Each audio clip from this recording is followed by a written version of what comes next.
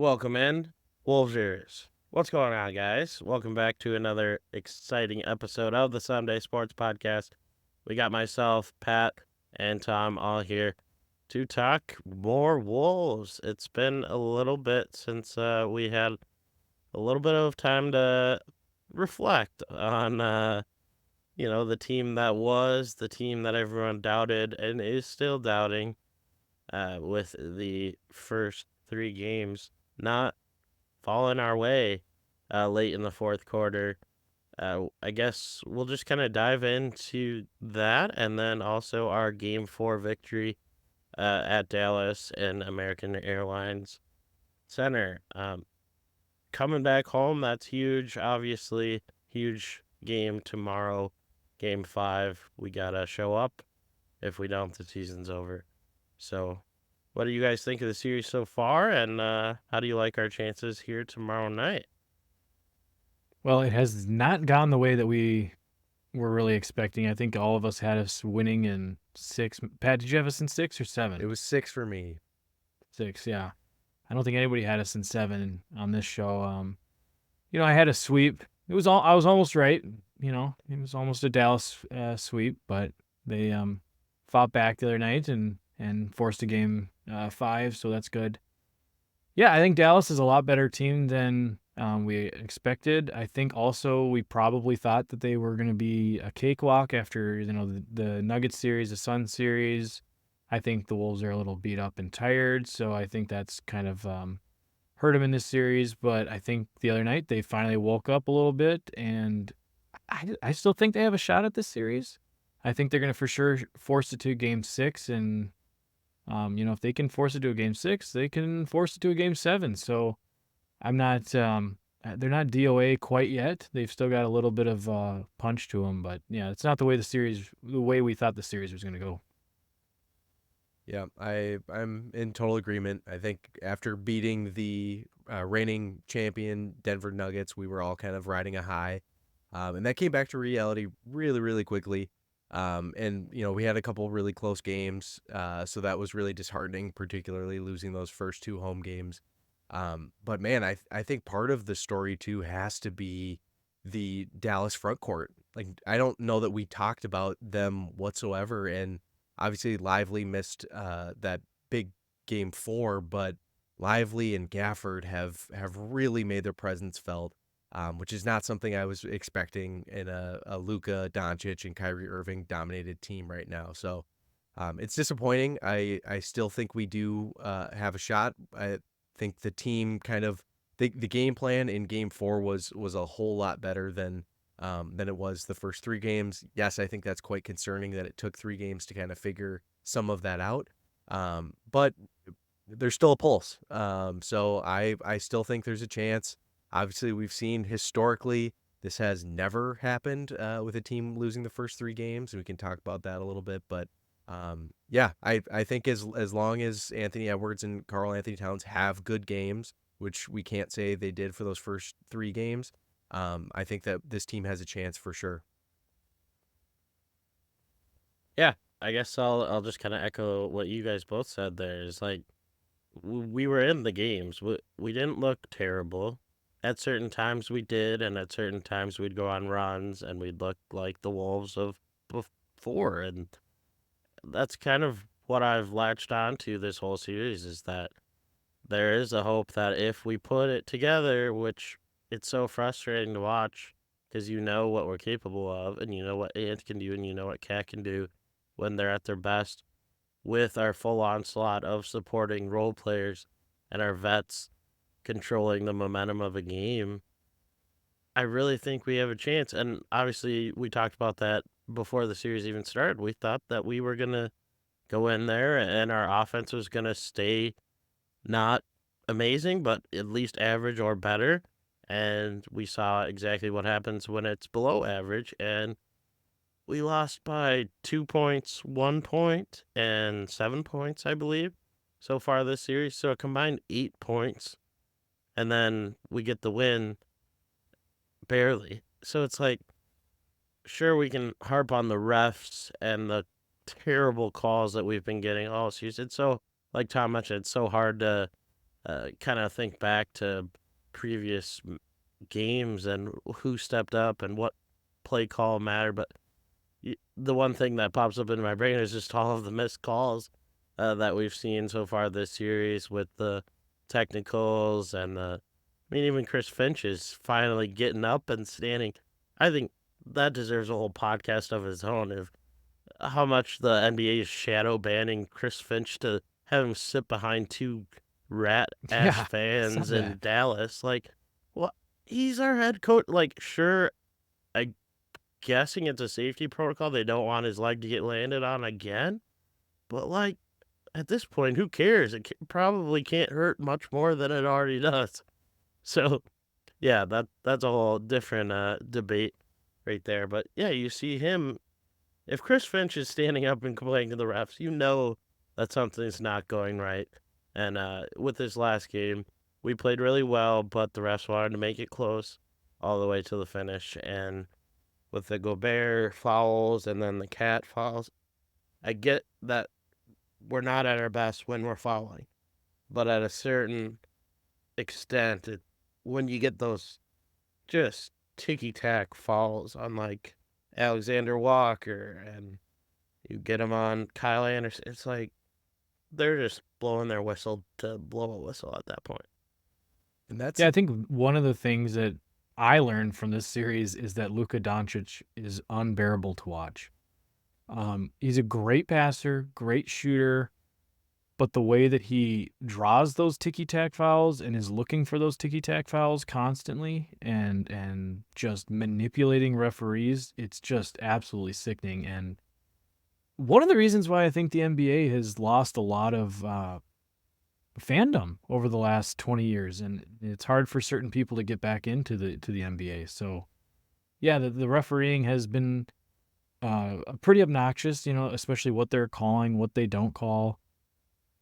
Not as bad as the Nuggets series. I guess the Nuggets series, it was more, what's a technical versus what isn't a technical. And you could make the argument for the Kyle Anderson technical the other night too, but yeah, the refereeing hasn't been great. It really hasn't benefited us in any way. Nuggets series seemed like it was a lot more of a battle physically, and they allowed a lot more to happen, obviously. But then the fouls were stronger and stuff like that. Where this series, it just feels so soft and like sure we're having battles down low with Gobert and the 2 7-footers, but it's like outside of that, it's all just ticky tack grabbing crap. It's all like just let them play. Like I don't get it at all, and it just especially in a series of this magnitude when we're down so much, it's just so frustrating that you just want our guys to go out there and play. But I won't address that too much. Let's talk about what we did right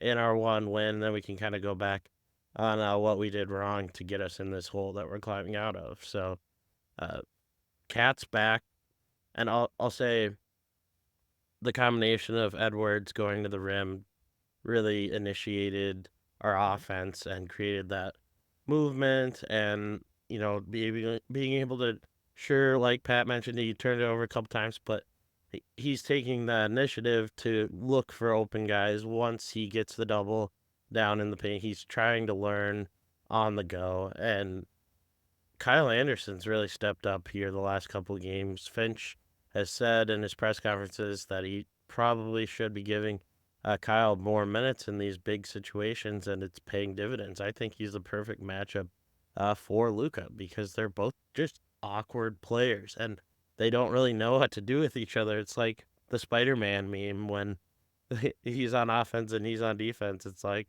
oh, I'm slow. I have the ball. Oh, a foul. Oh, but like he doesn't know what to do with Kyle because he's just so annoying and lengthy and like on him. So I really like that we were able to do that, and then we put defensively we put Jaden on Kyrie. So that seemed to work at least for the time being. I know we talked about why haven't we learned how to stop their offense sooner, and maybe there's no magic answer to that question. Obviously, having Derek Lively out helped a little bit because he's been killer versus us so far this series. But I just think we've kind of found a little bit of that magic that got us to this point and run with it until it kills you. So, I mean, as long as Cat's confident in shooting his threes, we're going to hate him if they brick, but I don't what are hate you him. going to do? We need Cat to shoot. I want all these people talking about Cat that he needs to stop shooting to just shut it.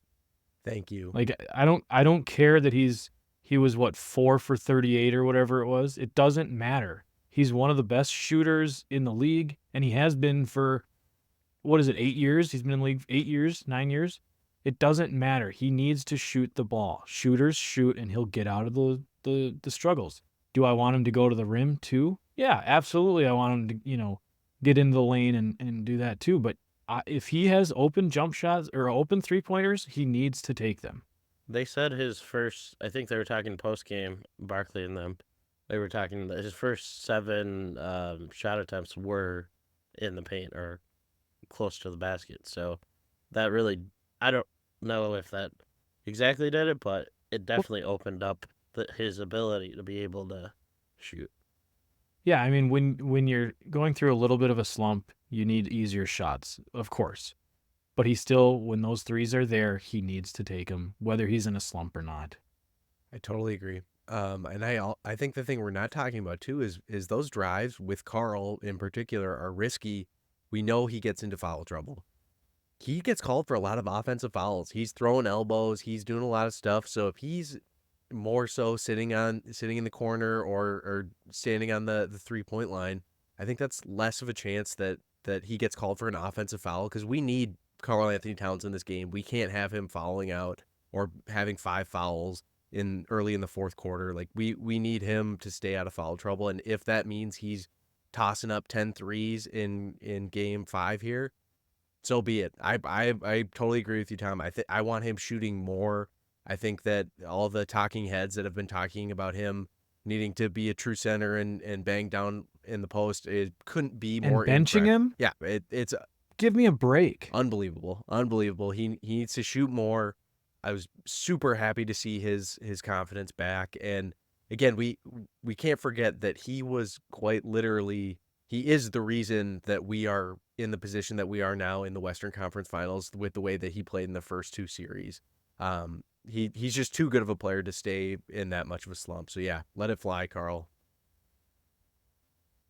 I Yeah. get that, like, people outside of Minnesota, he's not. He's kind of hard to watch sometimes, with the way he moves his body and kind of complains a lot. So I get that, like, people don't maybe like him, but at the same time, like, he's got to shoot. He's a 40% 3-point shooter. He won the 3-point contest. He's got to shoot. It's just ridiculous. The bias against the Wolves this series has been just hilarious. The way they've turned Rudy into a villain, and the I don't know, and Reggie Miller just hating on the Wolves constantly, and even Stan Van Gundy, like it's just sickening to listen to these people. Yeah, it's gotten really bad. And I just want to watch it on mute, to be honest, and don't even need subtitles at that point. It's just, you can tell that the vibe in the room is just changed. You can just tell. Yeah. That, even Kevin Harlan, who I love, you can just tell, like, even him, he's having a tone in the way he calls things that he's just super excited every time Dallas has a big play. And then when we make one, it's like, yeah. It's really bad. And there's all these rumors that possibly NBA might be going back to NBC rather than TNT. And honestly, after hearing some of these calls, like it's been so bad. Like Yeah. I thought Jamal Crawford was like the only one who had a decent sense in the Denver series too. So it's been incredibly hard to listen to, and even the Wolves' biggest backer throughout the first 2 rounds, and Kendrick Perkins has completely switched his tone and is now saying that he is embarrassed that Rudy Gobert won the Defensive Player of the Year based on how he's played in this series, which, by the way, like we all know, if you have a Defensive Player of the Year vote, that is for the regular season play. It's not based on any one series in the playoffs, and that's why it happens, the voting prior to the playoffs being finished here too. But it's getting kind of ridiculous, the hate. But I hope the Wolves turn it into a chip on their shoulder and fight back a little bit too. They'll get a chance to do that here in just a short couple of hours. Pretty excited that we're back at home. I'm just frustrated that home really hasn't felt like home the last few go arounds. Lost 4 of the last 5. Yeah, it's like it's a big turn off, especially if you're a fan looking to get tickets, because that's what I'm scared of, is just investing so much and not getting what you set out to get as a fan. And obviously, if we can win this one, I might change my tone on it. Um, or sorry, when we win this one, then I'll for sure change my tone for Game 7. But one game at a time, baby. We'll take Game 5, put all the pressure back on Dallas here in Game 6, but we got to come out tomorrow firing on all ends. I doubt Lively's going to play. Did you see that report that he might play and he should be good to go?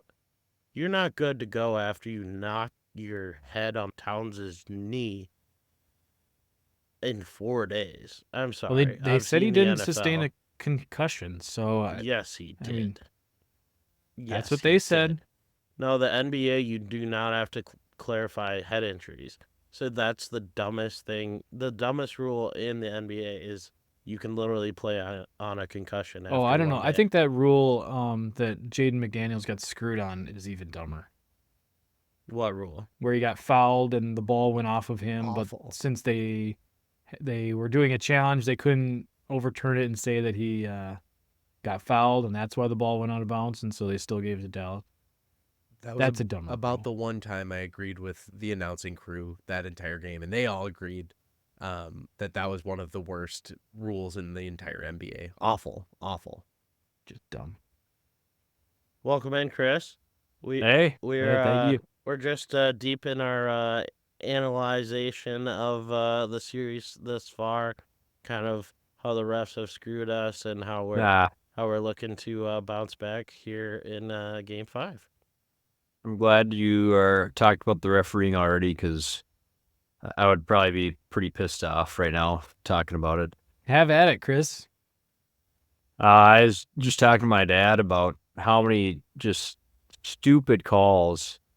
This has been mostly on Luka, jumping into Towns, Edwards not touching him. Like, I can't believe how much of a baby and like an actor he is. Like, I never knew he was like that. I mean, oh my gosh. He's just like flopping all over the place. He's just like the next LeBron, I guess. He's like a middle schooler is what I would compare it to. He's literally like that annoying like white kid who wears like all of the gear and thinks that he's all that. And he's probably like the son of the coach and just like screaming at every possible contact. My favorite meme that I saw after all that was I think it was the end of a quarter. One of the quarters, Luca was on the sideline and he was waiting until the end of the quarter to go and harass the ref. Like he was standing right next to the ref, and then it went, and then he was just in his face I saw complaining that. immediately. Like, dude, nobody else like. And don't get me wrong, Cat's the worst at complaining, but at least Cat will complain, and then he'll like eventually get over it. He'll go, "How?" and then finally get back on defense. And he's been Didn't better they about used that. to come out with like a report where they like admitted the missed calls in the last 5 minutes, or do they still do that? Usually you see some sort of something on Twitter for the refereeing, but I haven't seen anything. Yeah, Like it's it's the final like 2 officially minutes. from the Yeah, NBA. final Oh, 2 2 minutes. minute report where they go and announce Oh. the correct or the incorrect calls that happened in the last 2 minutes of the game. My favorite I Luka see. highlight so far, though, has been that I think we had a 3-on-1 last game, and it ended with a McDaniels dunk, but somehow I want to say it was Gafford or somebody kind of came back here and crashed into Luka, and Luka didn't know who hit him, and he's complaining to the ref that he got fouled. It was his own teammate that took him out. Oh my gosh. That's just brutal. Bad. Yeah. I'm sick of watching it. I hope that our fans hopefully give him the ringer. If it is our last go round. But we're hoping it's not. We're hoping that Oh, it's much more of the same with Town showing up and Ant proving to the world and us that he's here and he's gonna take over games and do whatever it takes to win. And I'm sure everybody here would agree that we're totally fine with him going for it all because we don't want to say what if, what if, what if. Sure, he's 22. Sure, he's gonna make mistakes here and there, but he has the capability to lead us to the promised land, and we got to give him the keys to that car. And Towns is going to be in the front seat. Do you guys have kind of like a irrational sense of hope that they actually could pull this off? Like, oh for 155. You know, we never thought we'd see a 16 seed beat a number 1 seed, and now we've seen it twice in the last 4 years, I think. Yeah, there was a graphic that's going around. It's like um, most teams get swept, and then there was 99 of the teams end up losing in game 5, or maybe it was like 75, and then it was 11 lose in 6 games, and then or 11 lose in 5 games, and then 4 lose in 6 games, 0 in 7 games. Sorry if that was confusing. We'll keep that at 0 in 7 games because let's just win Right. game 7. There Exactly. you go. I think we can do it. I feel like Minnesota's a better team. We just got beat by Luka and Kyrie down the stretch in the last couple minutes of the game, but I mean, it should be 2-2. I mean, we just gave it away, and I honestly wouldn't even be surprised if we forced Game 7. The only problem is Boston's already waiting, and they're going to be well rested. So either the Mavs or the Wolves might be kind of screwed going into the finals. I mean, that also could be a negative. Too much sitting around and not playing, and True. it might take them a game or two to kind of get back into things, but it is a I'll lot. It is a volunteer to- grind. If the Wolves make it to the finals, or even Dallas, it's a grind, man. I'll volunteer Yeah. to go to Boston and scrimmage with those guys. Keep them Sure. on their toes. Maybe slash a couple kneecaps in case need be. I'm man of the people. Well, and Yeah, I think we definitely have the capability, like you guys have said. I mean, we've been the most optimistic people in the world for where this team can go. I just think we have all the pieces. It's just whether or not they show up, and you see what happens when they do. When we were up, I believe 7 in the 4th there, and you felt kind of when Ant had a couple buckets backpack, you go, here we are. All we got to do is just take that magic and run with it. If we can turn that corner like we did in the Denver series, then you're looking at a 15-point win. And I feel like a lot of these games could be that if everything's clicking and you saw what it could be, but then we went back and the refs let the refs. We don't want the refs to dictate the game at all. We don't want them to have a chance to dictate the game. If it's a 3-point game, they're going to have a say no matter what, whether you like it or not. So if you're up 15, it's going to make it a whole lot harder. it's Wolves in 7 until it ain't, right? Like we keep riding, and the one thing that we talked a little bit about recency bias with this. Miami Heat and Boston Celtics did this exact same thing last year. Boston had home court advantage. Miami took the first 3 games. Boston took game 4, game 5, game 6, came back to the Garden for game 7. And that was a game where Jason Tatum sprained his ankle like 6 minutes into the first quarter. And Boston ended up losing that game. But that was just last year. that this happened, and it feels like, again, this 0 for 155. Yes, is it incredibly unlikely? Yes. Is it nearly impossible? Yes. But I think this team is better than the Dallas Mavericks overall if we're talking depth, like healthy team versus healthy team, and if Karl Anthony Towns played like he did last game, and we get good Anthony Edwards, this team has all the pieces to make it happen, like you just said, Kev. Isn't that kind of frustrating right now? We're talking about our two best players. If they play well, then we should be fine. Like at this point, I wasn't expecting to have to sit here and think, oh, as long as Ant plays like Ant and Cat plays like Cat, that we'll be okay. In games 1 and 2, McDaniels and Naz Reid, they both went off and hit, 6, 7 threes, and they carried the team. It's like, I feel like games 1 and 2 were so disheartening because those guys stepped up and we wasted it, Yep. because Ant and Cat were kind of nowhere to be found.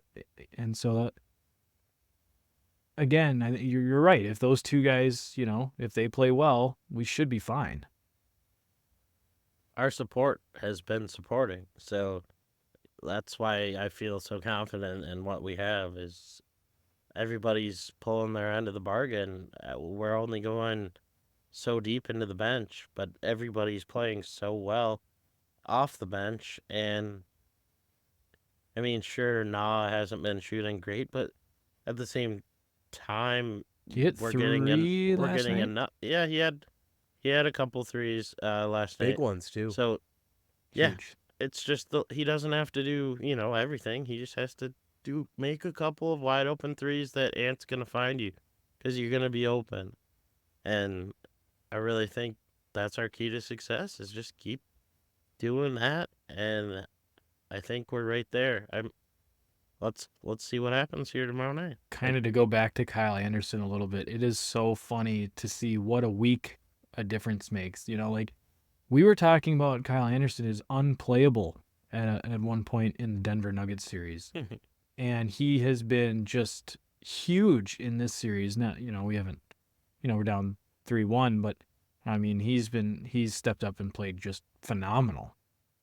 Yeah, he's been one of our better players. It's and Kev, you talked about this earlier too, but I think it's such a matchup based game, and to have him matching up with Luka, that seemingly has been the only matchup that has worked well for us in this series, other than Jaden and Kyrie last game too. But yeah, I mean, it's just so weird, right? And Cat kind of getting cooked a little bit in this series, defensively, compared to shutting down Durant and essentially shutting down Jokic as much as you can in those first two series. So it's just such a game of matchups.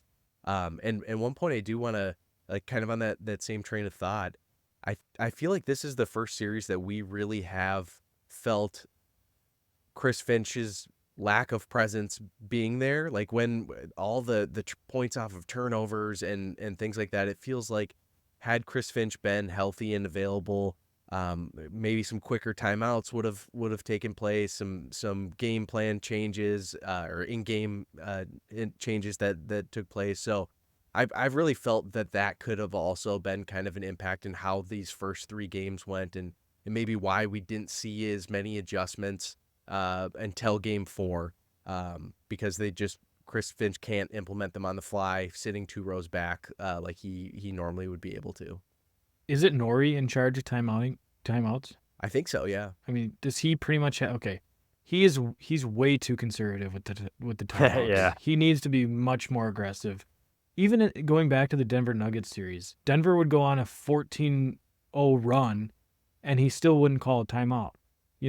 We saw Mike Malone call timeout when the Wolves went on a 6-0 run, and it would just shut it down. So, Yep. I get that it's hard to come up with schemes and plays the way that Chris Finch did, but calling timeouts at certain times is not something that isn't, replicable.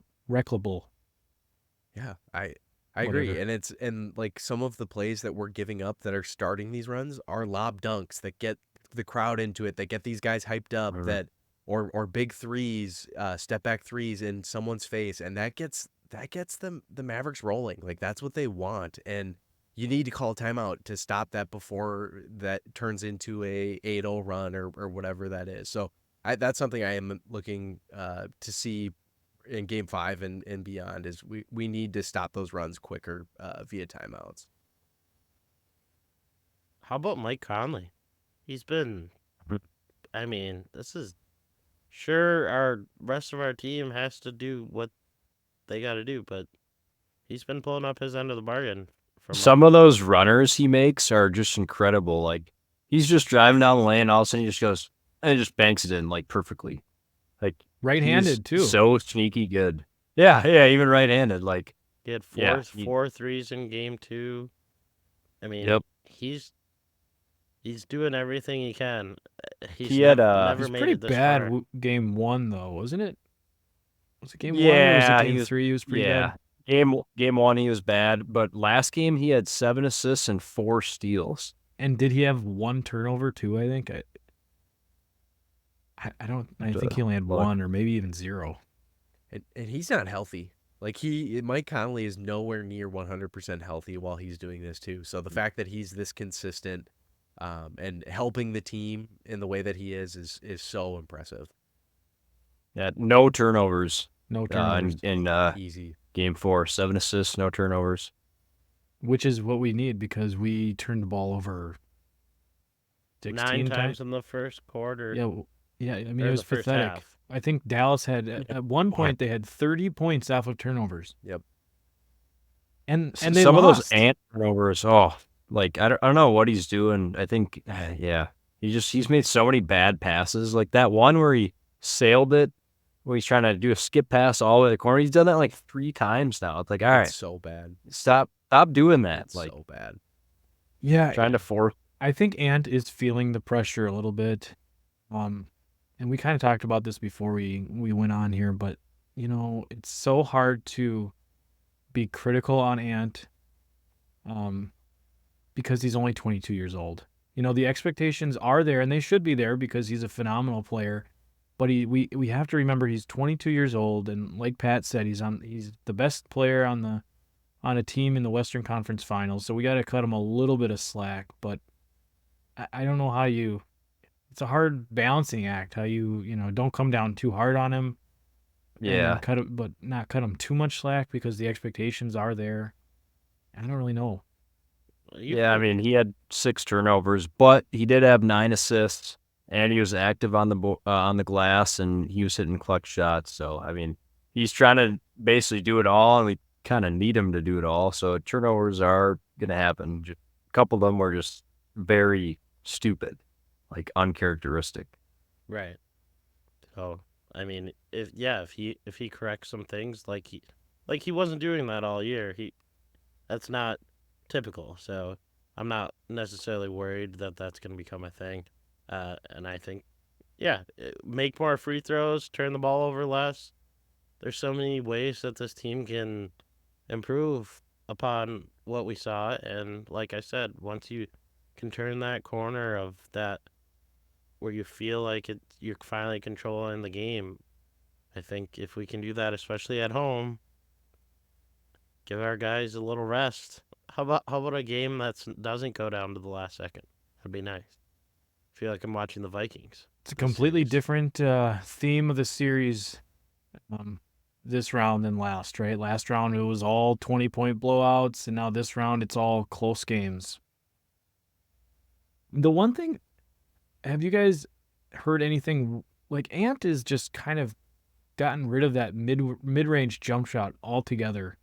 For sure this series, and then kind of into the last couple of games in the Nuggets series, but I feel like he was so dominant backing down and doing the MJ turnaround, or I thought his mid-range game was on fire, and now it kind of seems like he's either settling for threes or trying to force something getting to the hoop.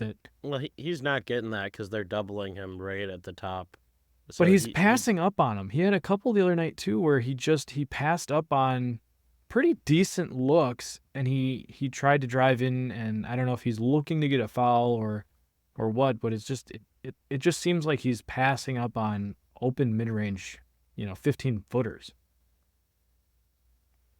It's the worst The shot in other basketball. thing, the other thing that was annoying me, like multiple possessions, is when we just stand there for the first like 10, 14 seconds of the shot clock. It's like, why aren't we doing something? Like you're getting the offense going with 10 seconds left in the shot clock. That means you only have like maybe 2, 3 guys are going to touch the ball with an opportunity to shoot. Like you should be going up there and like I know like if you have the lead, sure, but if you're up by like 4 or 6 or 8, I mean it's like kind of like the Vikings, like when they get a lead and they play super conservative. Like no, keep it going. Like you need to keep passing it around so you can pass up the good shots for a great shot, not tuck it up with 2 seconds left. The That was ball, annoying me is just being way too yeah, patient. Like you're not up by 20, you're up by like 5. the ball movement has been really, really bad. Like it has not been good at all. And I'm just begging Anthony Edwards to use Rudy Gobert as a role man just like once or twice a game. Once or twice a game, because I don't know if I can't recall ever seeing Ant use Rudy as a role man, whether it's like for a lob dunk or for a layup as a pass man. Like it's so easy to collapse on Ant when he does not use Rudy as a roller in that too. So I would love just like 1 or 2 times a game, just use Rudy, even if Rudy's passing out of it or whatever it is. Just make the defense guess a little bit so they're not collapsing on you every time and you're settling for a tough shot, usually later in the shot clock too. I think that's the What most frustrating part for our defense has been how many lobs we're giving up on the defensive end. I think it's 15-3. That's what they said on the radio when I was driving home yesterday. That Dallas had this like 15 alley oops, and the Wolves had 3 so far. We're in the not series. even covering it. I mean, we're collapsing on Luka when he penetrates, which we should do, but somebody's got to stay home on the back end. I don't care if it's Rudy or Cat or if Jaden needs to rotate over. Somebody needs to get a body on Gafford, or if Lively's going to come back and play PJ Washington. Like, they're just, I mean, even Derek Jones, like, seems like all of those guys are just jumping out of the gym, and every time you look back up at the screen, they're dunking on us. I'm like, oh my gosh. The thing I learned about Dallas is they're a very good passing team. I mean, kind of the complete opposite of what the Wolves' offense looks like. The ball movement for Dallas has been absolutely tremendous, and they can make those alley oop passes, and then they have the athletes to finish them. So I don't really know what the answer is there, because Rudy just isn't athletic enough to be able to consistently shut that down. But I mean, maybe they can collapse more. I don't know, but I feel like a lot of possessions, the Wolves play really good defense, but Dallas, like, they just keep swinging it around. Like, when we were playing Denver, like, we were, closing out on everyone, switching, and they just, like, couldn't get a shot off. Like, Dallas, like, they just keep making one more pass, and they finally find someone open. Like, and, I mean, we could play great defense for 15 seconds, but they seem like they can always find someone in the corner. Right. That's been also frustrating when they hit the, 20-second shot and the shot clock just 3. Of course, it goes in. the But other issue too They is kind of came back to earth there with their field goal percentage a little bit in this game. the other thing too is, like, it seems like Dallas shoots a decent amount of threes, and or at least when they shoot threes and they miss, they're long rebounds. And we have Yeah. given up so never many get them. long rebound, and it's been just a Well, nobody in the backbreaker. NBA boxes out, so. Yeah, Well, they it's hard for a defender to go out and box somebody out who's hovering around the 3-point line. Those are the guys that's getting these true, yeah. offensive boards. It's not they're not crashing the board. It's just bouncing Right. over, outside of the free throw line. But yeah, they should box out. It's just back to the basics. That's what it feels like. Do the simple things, and we're going to have a pretty good chance here to win at least one more game and keep forcing the issue. So My favorite basketball ever is the Spurs, like those 2 NBA finals they played against the Heat. They lost first one, won the second one, but that was like my favorite basketball ever because they boxed out Boris Diaw, Tim Duncan, like just all, fundamentals. They Bruce passed Bowen. incredible. And like I said, they passed up good shots for great shots. That was like my favorite basketball I've ever watched is Spurs 10 years ago. I wish we could replicate that. Yeah, fundamental basketball is still fun to watch. Like you said, Chris, like it's fun to watch players play defense and move the ball around and Yeah. box out and dive on loose balls like like Nikhil Alexander-Walker did the other night. Like that was awesome. It's funny how holding an opponent under 100 is like tough to do now. And like back in the day, all the games would be like 82 to 81. Of course, they didn't shoot threes constantly, but I mean, the fact that we held Dallas to exactly 100, that's a pretty good defensive game, I'd say. I mean, if we can hold them to 100 or less, we should win. We should. That's kind of been the trend. So we were close, and I mean they shot a little less. I mean they shot 42% from the field, so they're probably not going to do that again. They're probably going to go a little bit more towards 50. But which means then we have to shut down the offensive rebounds. We have to take care of the ball. We have to make our free throws. It goes back to the basics again. If you know, seriously, we can't be missing 9 free throws, and that's so frustrating too. Especially, I mean, we won last game, but it's the game before that too. They're getting to the line so much, and it's like it can't come down to a stupid missed free throw, especially with like Ant. It's not just Rudy who's missing them. Like it's our key guys that are rimming out these free Mike throws. Conley, 91% Yeah. in the season. He's been terrible this series at his free throws. I don't know what's with that. But yeah, I'll still take him with the game on the line for 9 times out of 10. how are we feeling about Game 5? I mean, home On to crowd. Cincinnati. Come on, like our game 1 and game 2 were so winnable. You know what? I would just love if we could just win by like 20 or 25, like just a clear cut victory, nothing coming down to the wire. Like let's get some momentum. Let's build a big lead in the third quarter. Like let's have one of those games we had versus Denver where we just absolutely dominate. I think that might happen. I think that it could be a 20-point win for the Wolves. They've played pretty well in elimination games so far, and kind of expect it to continue. Yeah, I mean, our defense obviously has improved on Doncic and Kyrie. I mean, Kyrie had a pretty bad game. So, obviously we're doing something a little different because I think when we went into the series, we didn't really have a great strategy. I mean, we had a great strategy for Denver that worked, but, they play a whole different style of offense. So it took a couple games for us to figure that out. Yeah, and it's a different Dallas team than we played in the regular season as well. We never played against this current iteration of the Mavs with their new additions and Gafford in Washington and kind of the rotation that they've been using with all this athleticism and shooting. Really excited to see what we can do and build off of this momentum with our home crowd. I heard a rumor from Kendrick Perkins that a certain somebody might be in the house for Game 5. So We always just say that. Oh, It doesn't even jeez. matter. It doesn't matter. All that matters is that we win. yeah, Don't need any we other don't. hype. So I'll be excited to watch nonetheless, and yeah, just one game at a time. We'll get there. How about the OTAs? Have you guys stayed in tune here with the JJ McCarthy highlights the last couple of days? Some interviews with the players, coaches. It's been some exciting stuff going on in Egan. Not really.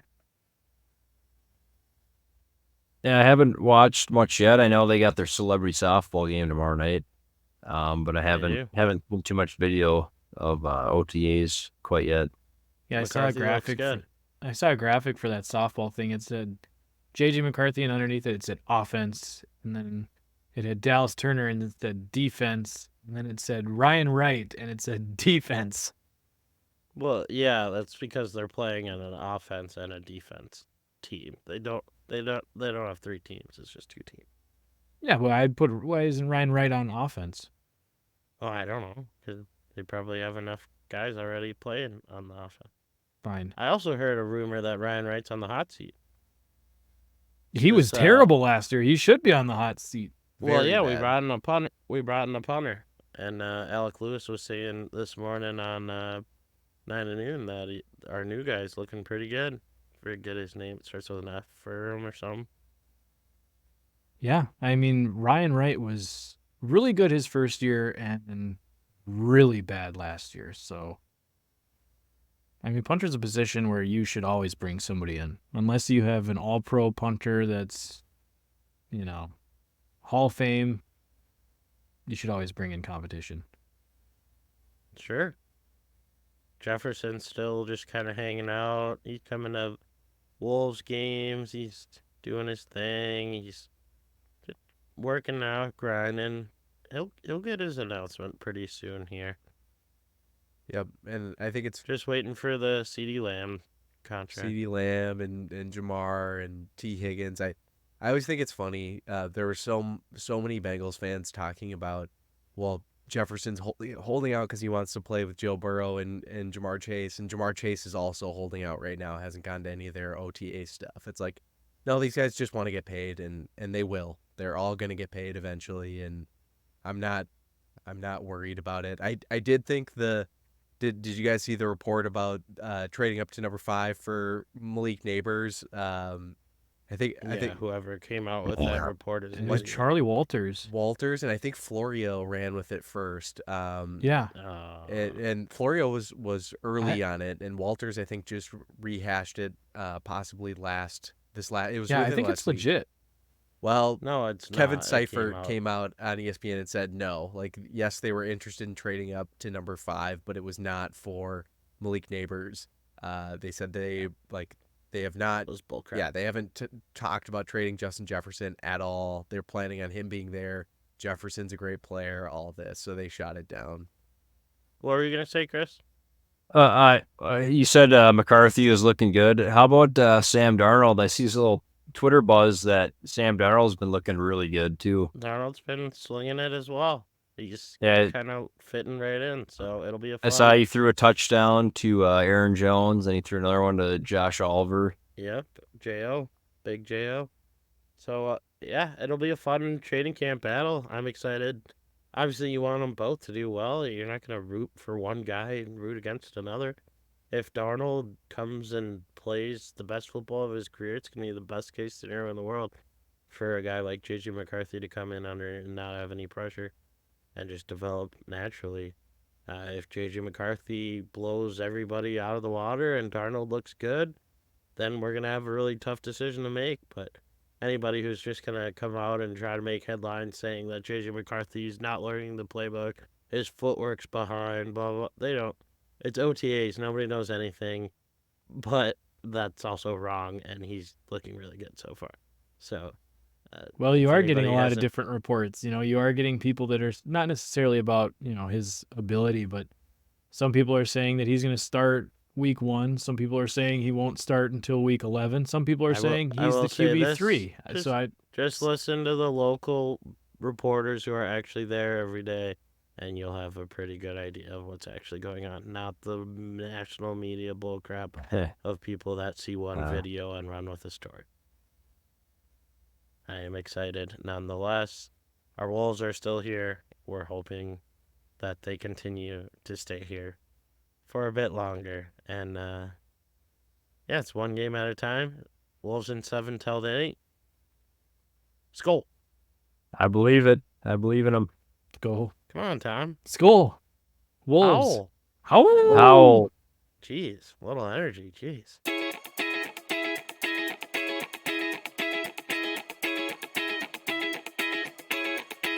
I got a